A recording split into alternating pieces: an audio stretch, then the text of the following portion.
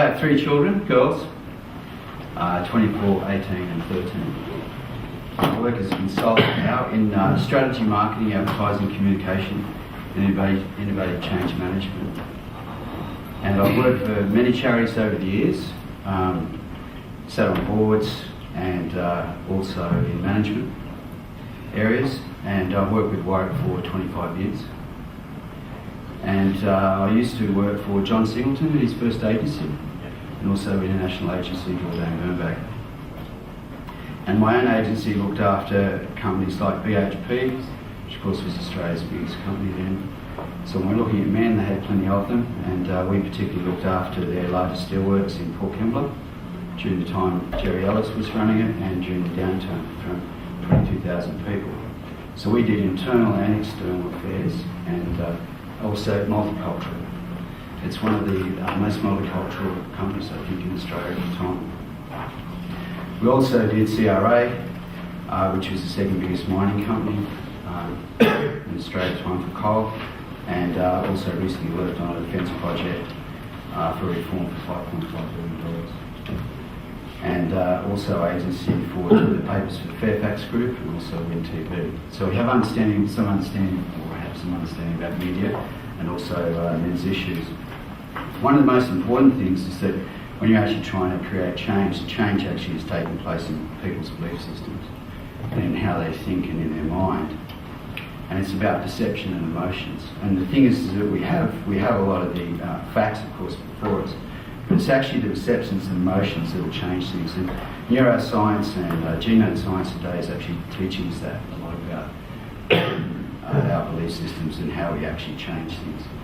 And of course, one of the important things for success too is working together.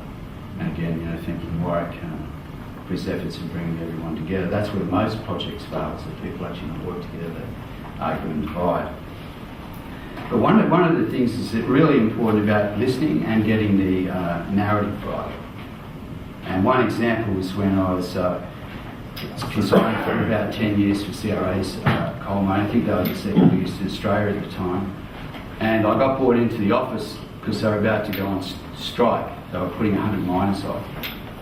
And they said, what we need to do is to mitigate the damages to the community and the effects, and also within our mining organisation. So I said to them that why have we got on the table that the strike has to take place? And so that's not a discussion. They had mines that were 140 years old. We know about it. This is going to go fairly badly. To give you an example, down on the wharfs, the men said, we don't want pink soap anymore, we want it to be green. And they went on strike day one and they got the green soap. They were about to put 100 miners off, and they said, this is going to be a pretty big strike. And so I said, what we'll do is we'll do an ad of the executive committee in suits at the boardroom, and we'll run it saying basically, even though we're putting 100 miners off, we're doing okay. And they thought that was a fantastic idea.